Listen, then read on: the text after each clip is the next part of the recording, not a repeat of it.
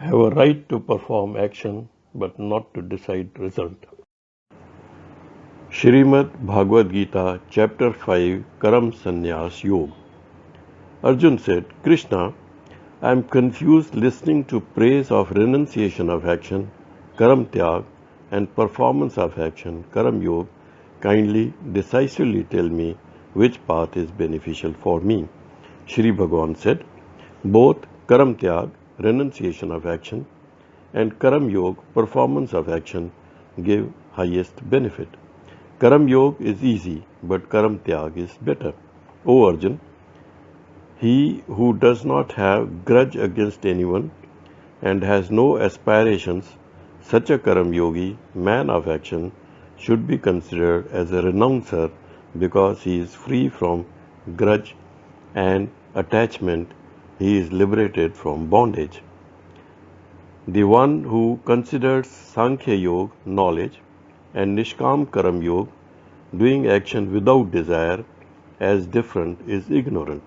For the learned, both Sankhya Yoga and Nishkam Karam Yoga are the same, because if one is properly established in either, as a result attains God. What is achieved by Jnana Yoga is also achieved through Karam Yoga. The one who knows thus is the learned who is able to see the real truth. O Mahabahu, without Nishkam Karam Yoga, renunciation gives pain. Nishkam Karam Yogi soon reaches the Supreme. Nishkam Karam Yogi is the one who acts without desire.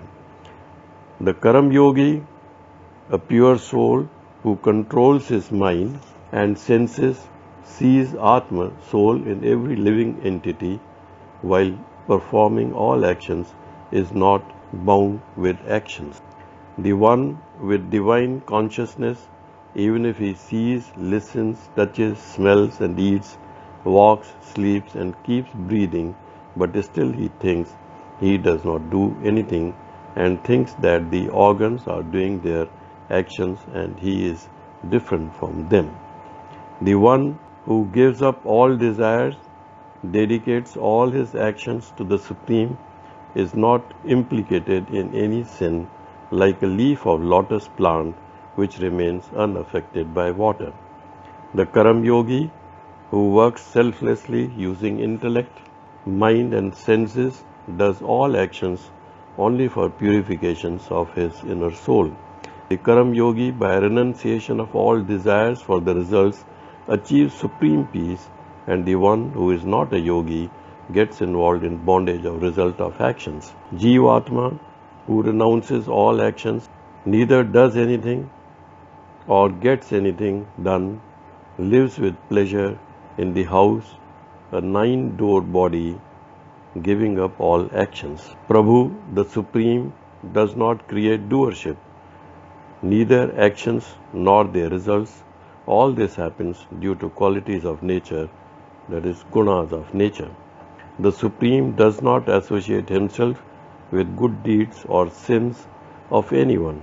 Man, due to ignorance, makes the Supreme responsible for his virtues and sins. But by divine knowledge, whose ignorance is destroyed, is able to know the true form of the Supreme, and in that knowledge, which acts like the light of the sun, illuminating everything in the day. One who with mind and intellect takes refuge under the Supreme and remains established with full faith in the form of the Supreme, such a person gets purified, is liberated from sins with divine knowledge, and is freed from renunciation and attains salvation. The one who has attained true knowledge looks at all beings with the same vision and considers all Brahmin, cow, elephant, dog, and even the one who eats dog alike. The one whose mind is established in equality of vision conquers the cycle of birth and death in this very life. He is flawless like the Supreme and is therefore seated in the absolute truth. The one who has attained the state of divine knowledge does not rejoice in getting something pleasant, nor grieves on experiencing the unpleasant. He is a person of steady wisdom, knower of the Supreme, and established in the Supreme. The one who has acquired divine knowledge is not attached to the pleasures of the external senses and experiences divine bliss in the self. Being united with the Supreme through yoga, he experiences unending happiness. The pleasures that arise from contact with the sense organs are insatiable, and though appearing as enjoyable in the beginning, but are the cause of misery in the end. The one who is seated in divine knowledge does not involve himself in pleasures of sense organs. The one who, before the destruction of the body, utilizes his body in acquiring divine knowledge is able to resist the forces of desire and anger. He is a yogi seated in divine knowledge and remains happy. The one who is happy within himself, enjoying the delights of the Supreme within, and is illuminated by the light within, feels liberated from material existence and is united with the Supreme, attains the Supreme. The one whose sins have been purged, whose doubts are annihilated, devotes himself to the welfare of all beings, obtains absolute freedom. Such an ascetic who has overcome anger and lust through constant effort, has subdued his mind, is self-realized, attains the state of eternal bliss. The one who is free from anger, desires and fear, shutting out all thoughts of external enjoyment, with the vision fixed on the space between the eyebrows, controls the flow of the incoming and outgoing breath in the nostrils and thus controls the senses, mind and intellect. Such a person becomes free from desire and fear and is liberated forever.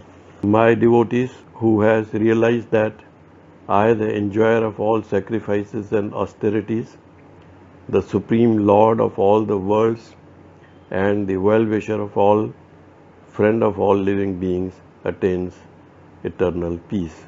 Om Tat Sat. Thus in Srimad Bhagavad Gita Upanishad, the science of Brahma, the scripture of Yoga, dialogue between Sri Krishna and Arjun, the chapter 5 named Karam Sankhya Yoga is over. Thanks for watching, and if you have liked, please share with your friends and subscribe to the channel. Thank you.